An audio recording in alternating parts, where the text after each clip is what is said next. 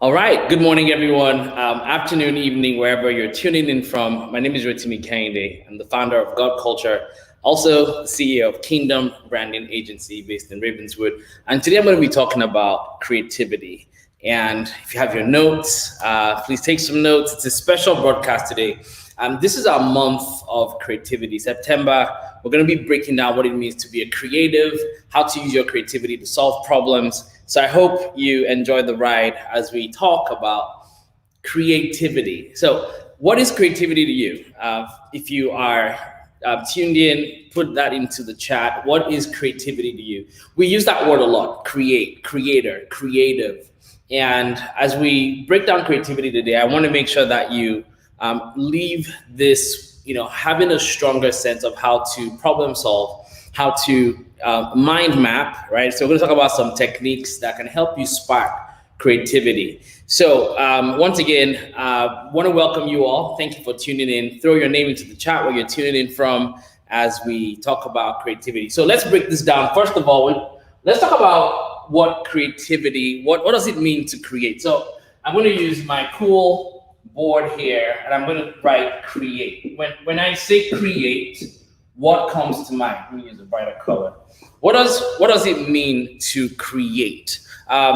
Create simply means to bring something into existence. Every single problem that's in our world today has a solution, and the ability to craft a solution to that problem.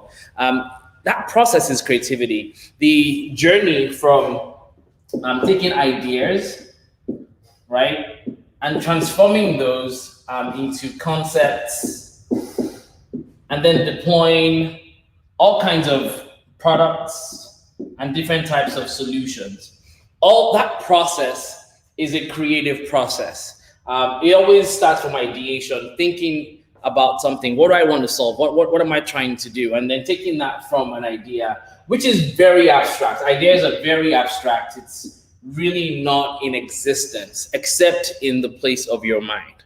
And the ability to take something that's in your mind and transform that into something real and tangible is the ability to create. So to create means to bring something into existence, something that did not exist, to be able to take it from here, because it always starts here. So if you're not feeding your mind, right, with creative ideas, if you're not feeding yourself with knowledge, if you're not educating yourself, it's very difficult to create. But creatives are always taking things from this abstract realm, right, this invisible realm of thought, and then they transform that into actual tangible things. That's what it means to be a creator, to create. And something that happens to a lot of us human beings is what I call a blast of ideas. So think about this. Sometimes some of you get your best, craziest ideas in the shower. Some of you get it while you're driving. There's a creative spot, there's a creative place, your sweet spot, where you just, pull things out of your mind, and you're able to craft new things. So today I want to talk about how to find that spark. And I've got this really cool framework that I'm going to be using today to talk about that. But first, I want you to write some things down. Number one, let's talk about what it means to be original. So the first thing I want to talk about is originality versus manipulation. Because a lot of times nowadays, people are really, really copying a lot of stuff. We're not getting new innovation. We are in some sense, but a lot of times we're just copying things. If you look at Hollywood, for example, one thing I just dislike is when you remake a movie that was absolutely stellar, you're just perfect. But you see that we're taking old concepts and we're transforming them and presenting them as new ideas. And that's fine because it has its own place. But I really want to challenge you to start to think outside the box, to start thinking through, how do I create something that has not been done before? And if you look through history, if you look through the printing press, when that was created, if you think about flying, space travel is something that we're all exploring and we're also fascinated by nowadays. All these things at some point did not exist in the physical realm. Someone had an idea and said, "Hey, we should be able to create, electricity. Let's create the first transitor. Let's create a way to write, to document our thoughts on paper. Well, let's think about how to get letters from here to there. Initially, we're using birds, right? And then that transformed into, the mailman, and then freight and logistics, and it's now global. It's a whole global industry.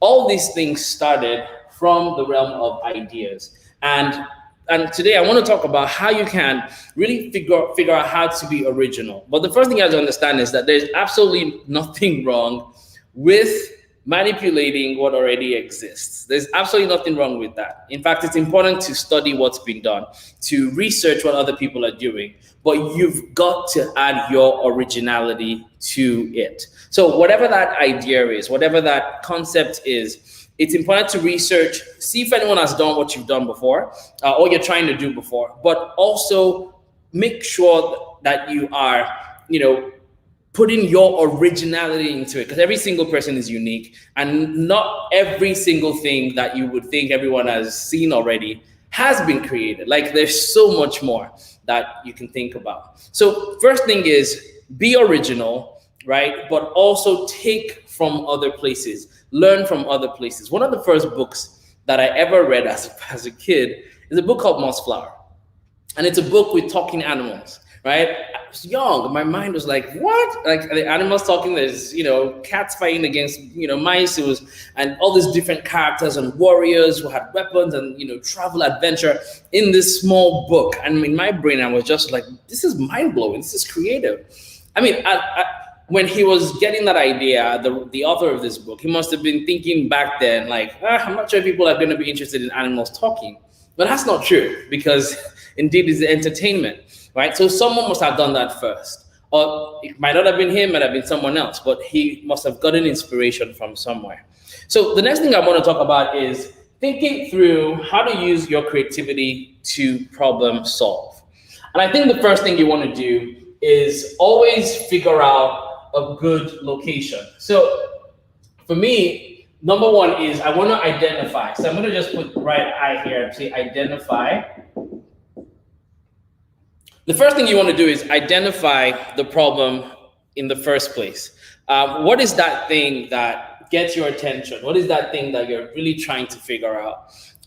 What is that spark of idea that you're just like, man, if this was in existence, we would be able to do this better.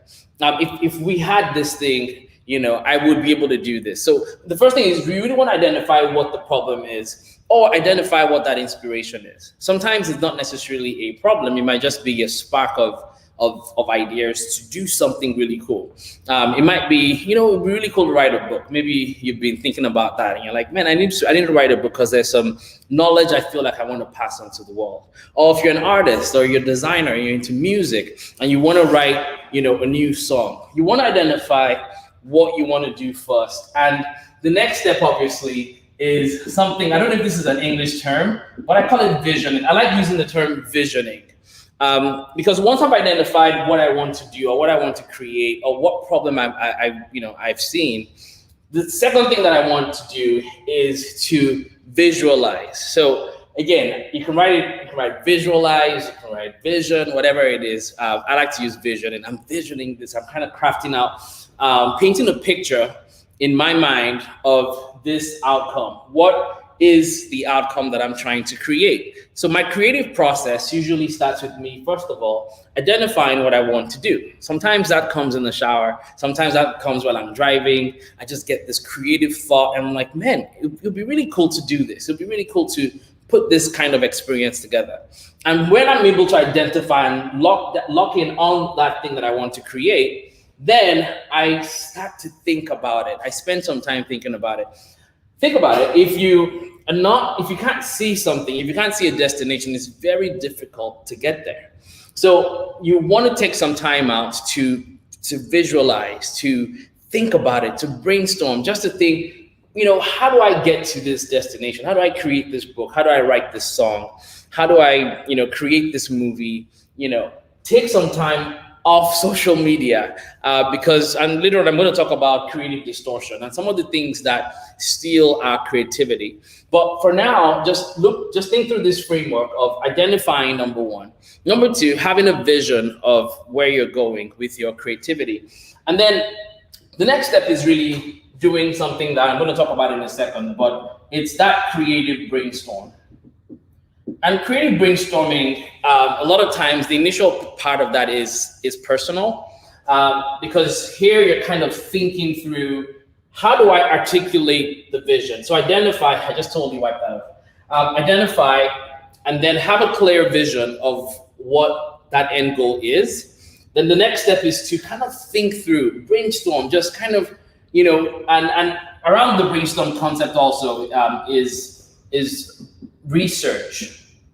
But I'll come to that in a second. So brainstorming is really just thinking through what are the different possibilities. And here I'm gonna talk about how to do mind mapping later on, because there are different threads of thought, right, and process that you can come to when you're brainstorming and you're thinking through what are the possibilities. There are different tools that you can use as well. The next step is to do a lot of research. A lot of times we're so eager, especially entrepreneurs. Once we get this really cool idea, man, I want to get into this new business. We're so eager to skip all our creative steps, right? And we just want to jump into creating something that we forget that it's important to research. Now, why do we do research? I talked about originality and manipulation earlier on. The reason why we do research is not to steal someone else's concept or someone else's idea. The purpose of researching is to figure out what's been done, how did they do it, what do I need in terms of my originality to add to whatever already exists. So you're not reinventing the wheel. So this is literally to save you time. So part of researching is obviously getting in front of a computer, reading some books, getting knowledge and wisdom in the area of whatever it is that you want to create. Watching YouTube videos, there's so many. I mean, doing a course, there's so many things. If you want to get into filming or into video, whatever it is, right? Or you want to start podcasting, there's so many tutorials that you can watch. But again, you don't want to do what everyone else is doing. You want to be able to take that knowledge and then put your originality, put your own spice on that. So research. And then you obviously want to create a plan of action. And then I'm going to talk about this thing called circles later today. I'm going to break down what circles are. But you definitely want to create a plan. This is like my creative process. When I want to do whatever, maybe I want to create an app, I want to start a new line of business, whatever it is that I'm trying to do, I always try to identify what I want to accomplish first. Then I paint a mental picture. Because you see, in this realm, this abstract realm, you have absolute freedom to create. In your mind is limitless, right? So you can create that visual of where you're going, and then you want to do some brainstorming, thinking, asking questions. What do you think? Have you done this before? Have you seen this before? How do you think this could work, right? And then do a lot of research, plan, and then you also want to partner with different people around that creative process. Companies do this in different ways. I mean, they do research, obviously, but then they also sometimes create an MVP and they'll have have different people test it out. Google does that a lot. I've been part of some of those sessions where the development team is watching my screen and I'm being asked questions, talking through different parts of the UI UX experience.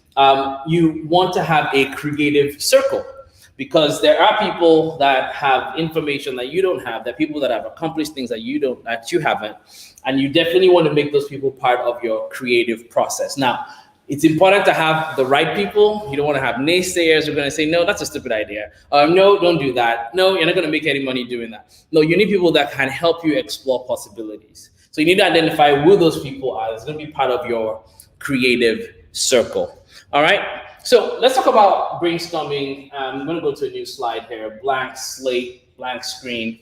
And we're going to talk about how to articulate your thoughts. So let me write this down. Here's your brain.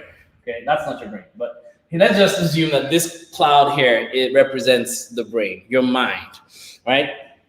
This is a very powerful system. This is a very powerful engine.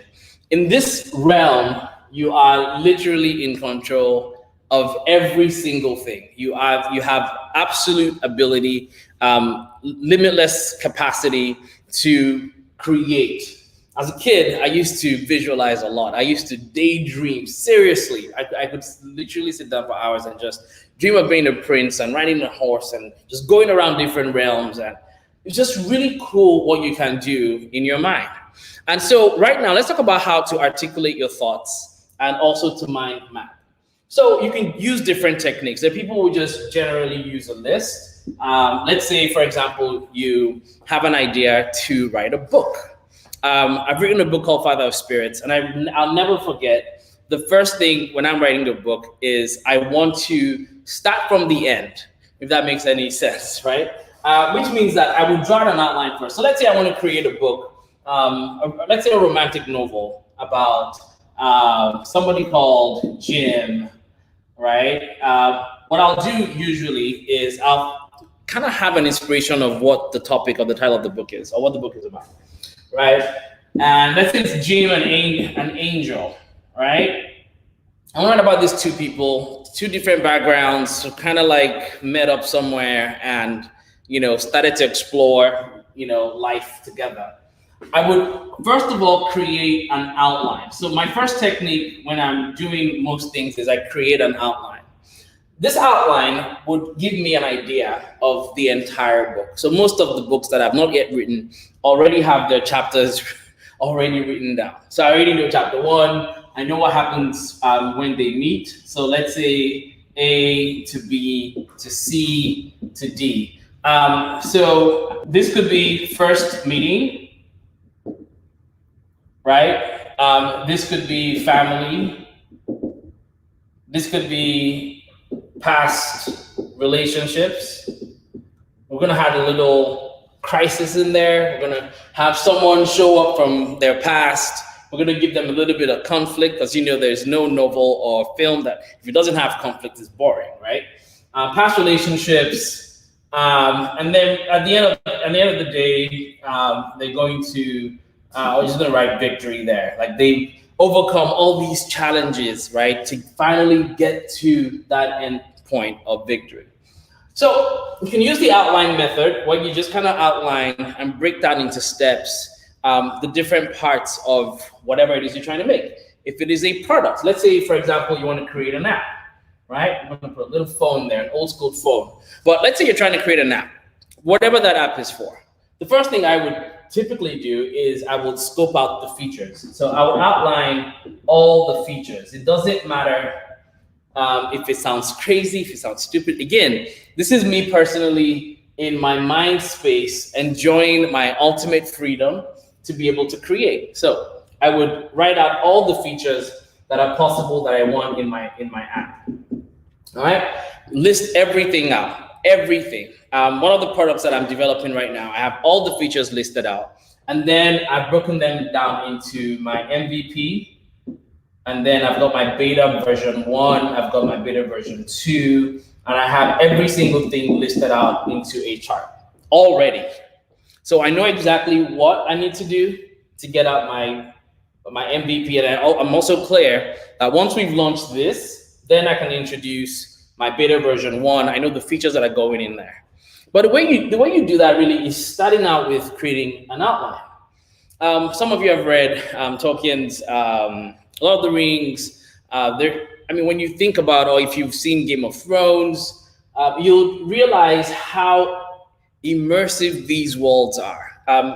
If you have some time, just go online and look for a map of any of those worlds, right? From the Shire to the Two Towers.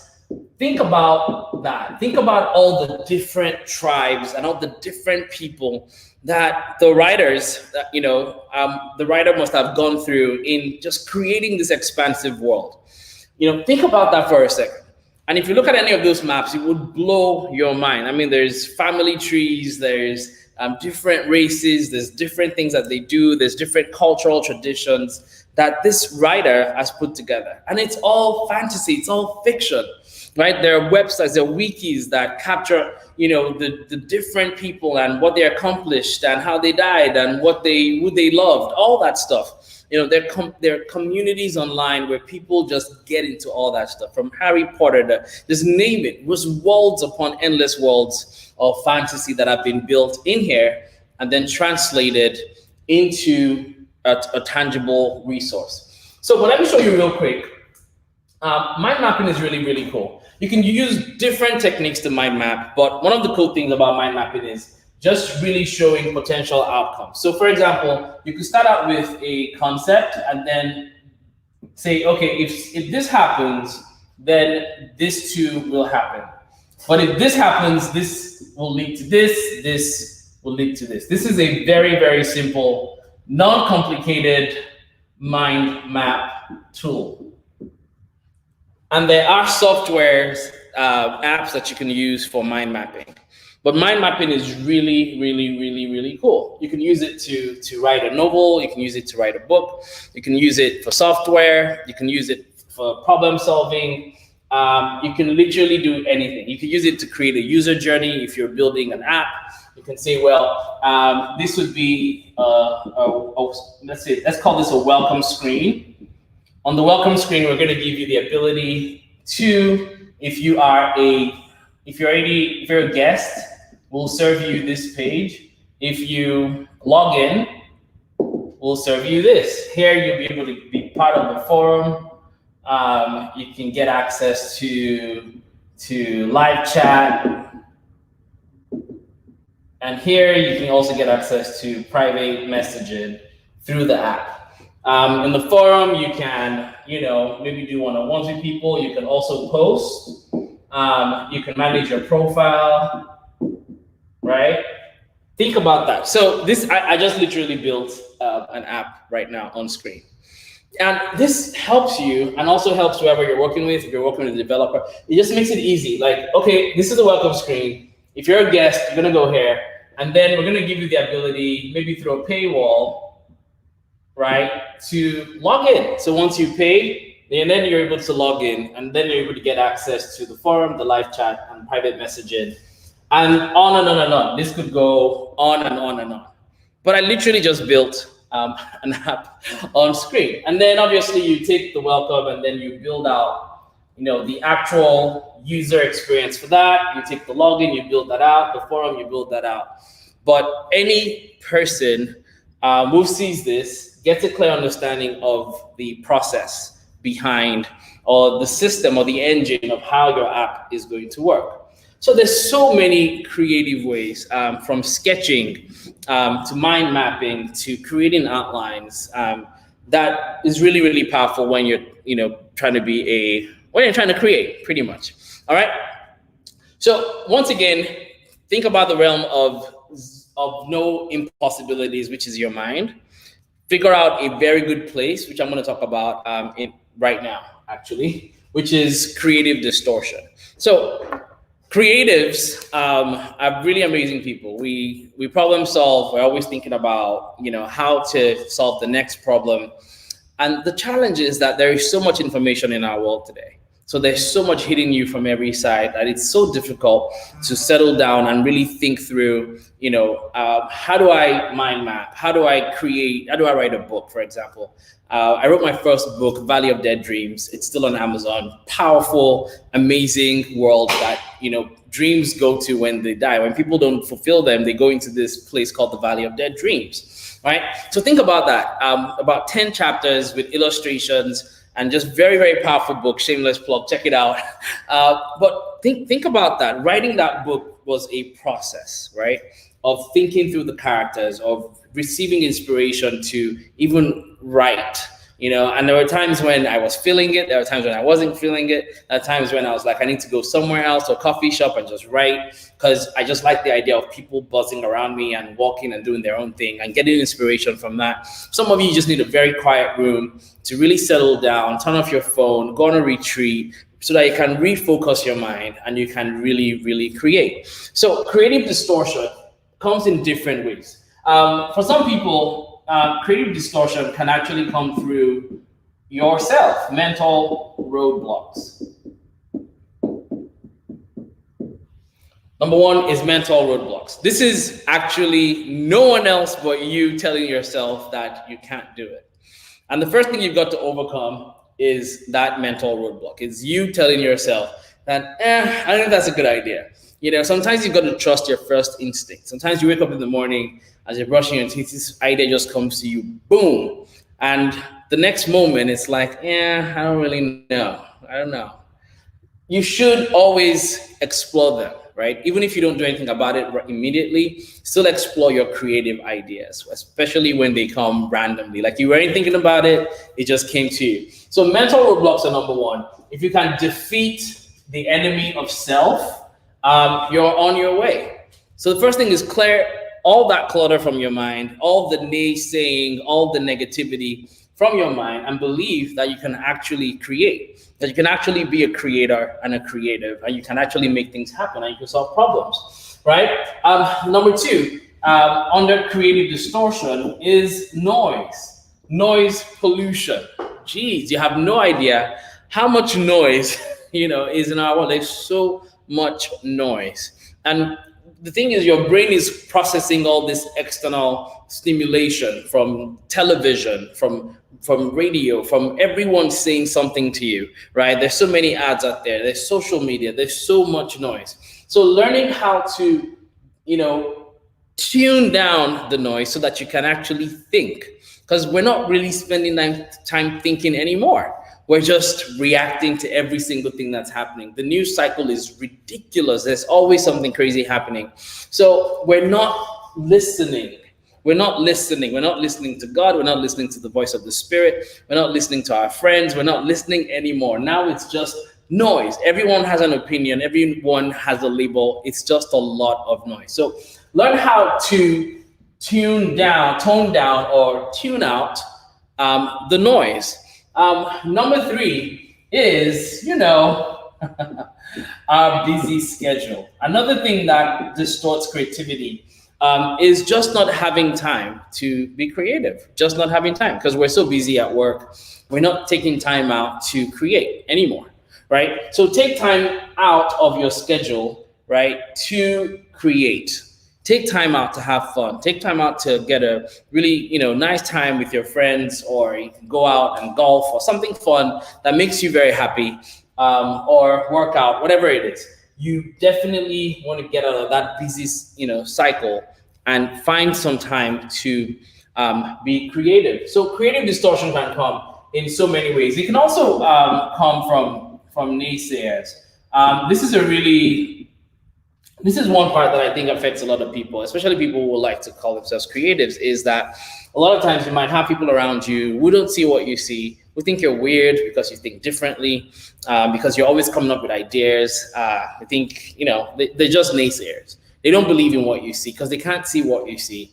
And for some reason, you keep going to them and telling them your ideas, and they keep killing your ideas. So you definitely want to protect yourself from naysayers. You obviously, and I think this is important to say, that creatives like myself, we always need someone to be able to check us, because sometimes we do operate in the realm of fantasy and not reality a lot of times. And sometimes you do need to have one foot on the ground, right, and one foot off the cliff, right? Because you've got to take risks as a creative. But you don't want to be in a scenario where you're consistently sharing your ideas with people who are going to tell you that doesn't make any sense, that's not going to work. No, you want people that would encourage you, but you still need people that can say, hey, slow down, look before you leap, that kind of thing, right? You need those people that can help create that balance, but you don't want dream killers to completely destroy what you're building. Another thing that I would also call a creative distortion, and there might be more, you can throw it in the chat, but is also when you don't have the tools. So ignorance in some way, for me, or a lack of knowledge, in some way, to me, is some form of creative distortion. Because if you want to do something and you haven't taken time to learn about it, about that industry, maybe you haven't taken time to get some knowledge about what you're trying to do, you would suffer a lot. It would take longer. And so lack of knowledge for me is part of what I would call creative distortion, because it kind of makes you think that you can't do something, even though you can. And it just takes you investing the time to learning about that thing. So there are people who are not into, you don't have to be into real estate to create a real estate solution. That's the truth. If maybe you've gone through something and like, I wish I didn't have to go to every single showing, right? And maybe there was a way that someone could do a virtual showing. Just think about all those things. People are actually implementing virtual showings today. There was a time when you had to go to every single listing and waste your time. Now you can just do a virtual walk, 3D walk through the house and just click on it, right? So there's so many things that people are thinking about and innovating. But if you feel like you don't have the knowledge for it, find someone who does, read about it, study about it. I'm sure there are more creative distortions in your life that you've experienced before, but these are some of the ones that have affected me personally that I wanted to share with you today, which is number one, that mental roadblock of that's not for you, you can't do that, it's no longer being done, or no one's ever done that before, right? So first of all, you have to defeat yourself. Two is the noise. It's just so much noise out there. Number three is your busy schedule. You don't have time to step out of work, of your workflow, and really breathe and think. Four is sharing your dreams and your ideas with the wrong people who end up killing those ideas. And number five, not having enough knowledge in the industry that you're trying to step into or in the creative field that you're trying to be successful at. So please feel free to share more of those. I'd love to hear from you. Now, something that other people will talk about is that block. So I want to talk about how to break the block. If you're a writer like me, there's certain days when I just don't feel like writing. I would sit down. I bought an iPad specifically just to be able to write. It's easy for me to carry it around, sit down anywhere where I get inspiration and write. And some days, some seasons, you just don't receive anything. It's just like, I'm just struggling to write a sentence or put two sentences together. So that's called a block. Writer's block could be a mental block, whatever it is, whatever kind of block it is, there are techniques to break the block. And for those of you that are of faith, one of them is praying. Sometimes you never know, right? It may be some little green imp that's just literally just trying to block everything that's coming into your brain. So sometimes you need to take our time to pray about that and get that cleared off so that you can have a direct connection and you can see clearly. But also, there are some things you can also do, like find something that sparks your creativity, which is the topic of today as I get into the final part of what I'm sharing today, is find what sparks your creativity. And there's so many things. It could be anything. It could be listening to a particular type of music. It could be a workout, right? It could be going on a stroll. It could be, for me, something that works for me all the time is just having an attitude of gratitude. Just taking time to think about the things that are actually going well in my life. And that just helps to release all the tension and just release all that stress and not forcing it. A lot of times when I break the block, it's because I'm actually not trying to force it. I'm like, if I'm not feeling like writing right now, I just leave it. But then I take someone else's writing, someone else's book, and I just read it. And then something comes back to me. It's like, whew, okay, I'm feeling good. And then I go write. So you want to figure out, those places and spaces where you find your creativity. So for you, if it's going out of the norm, stepping out of your house and, going downtown, safely, obviously, nowadays, gotta be safe when you go out, to some rooftop or something, just so you can see the skyline, or going to the lake, just going somewhere that inspires your creativity, right? So places and spaces that inspire your creativity, you want to be able to go to those places when you can and just let your creativity come back. And for some people, it's really in conversations. So finding other creative people to talk to is number two. If you ever have a mental block, there are certain people that when you talk to them, they just get you fired up, they get you inspired, they get you energized. They are exciting people, they have great energy, they'll inspire you, they'll get you back on track. It might be a mentor, right? Someone that you go to and say, hey, I'm kind of struggling right now in my project, and they'll get you fired up. So the right people really can give you energy and spark your creativity. The wrong people will kill your energy. So, but breaking the block, you need to find a good space, or those really cool places where you can get creative. And you also need people that can really, really inspire you. And once you get into the flow, what I call the art of the flow, once you find a flow, then really, really flow. Okay, don't allow any distractions. Once you find a little bit of your creative spark, be it maybe you're designing or you're writing or you're problem solving through a software at work, whatever it is, once you get into that flow, you want to ride that wave. You want to ride it out. So when I'm trying to write a book, for example, and suddenly I'm getting in there, I'm creating maybe a war scene where these two factions are fighting against each other and all that stuff. And once I lock into my place of power as I'm writing, I just stay on it. And I can literally just lose hours that way because I'm just enjoying myself and I'm creating. So these three things can definitely help you break the block. But don't force it, right? Don't force it. Sometimes just take a break. Sometimes it's because of external things like maybe stress. Maybe you're just in a space in your life where there's just so much responsibility around you caring for other people that makes it difficult for you to find your creative place. But you still got to deliberately break the block, right? Sometimes you just need to take a break and sleep and rest and wake up and you're refreshed. But I found that for me, when I go out of my usual places to places I've never been to, and I just sit down with my iPad, I just start getting stuff. Sometimes I think I said this earlier, I didn't write it down, but really getting inspired by other people's creative products and creative results, like watching a movie, reading a book, those things really inspire me. Just seeing what other people have accomplished and what they've done and reading their stories. And sometimes documentaries help. So you might want to watch a documentary about something that you want to go into, if it's fashion. You just want to get that creative spark going in your life. So as I round up, the heart of creativity is problem solving. So, and I shared this at Purpose Fest, that if you problem solve a lot, guess what? You're increasing your value as a person to other people, right? You're increasing value and you become relevant. So I want to encourage you. I hope this has helped in some way. And I've given you some practical tips that I've always used in my creative journey and as a creator.